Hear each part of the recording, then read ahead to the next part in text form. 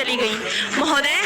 किसी भी युद्ध को जीतने के लिए पहल करना सबसे ज्यादा आवश्यक है, क्योंकि इतिहास गवाह है कि पहल करके बड़े बड़े युद्धों के परिणाम बदल दिए गए हैं। परंतु आज मानवाधिकारों के कारण हमारे देश के जवान इस कदर बंधे हुए हैं कि अपनी ड्यूटी पर खड़े होकर भी वो आज पहल करने से डरते हैं, क्योंकि महोदय भविष्य में उन्हें कटघरे में खड़े होने का डर सता रहा होता है। वो ये जानते हैं कि चाहे एक उग्रवादी की राइफल से निकलने वाली गोली को ये तय करना पड़े या ना पड़े कि वो किसे लगेगी, लेकिन हमारी राइफल से निकलने वाली हर गोली को ये निर्णय लेना पड़ता है कि चाहे वो किसी निर्दोष को लगे, दोषी को लगे या ना लगे, परंतु किसी निर्दोष को नहीं लगनी चाहिए। यदि ऐसा हुआ तो ना तो ये समाज हमें छोड़ेगा, ना ही तिल का ताड़ बनाने वाली ये मीडिया हमें छोड़ेगी। और महोदय, मानवाधिकार के तले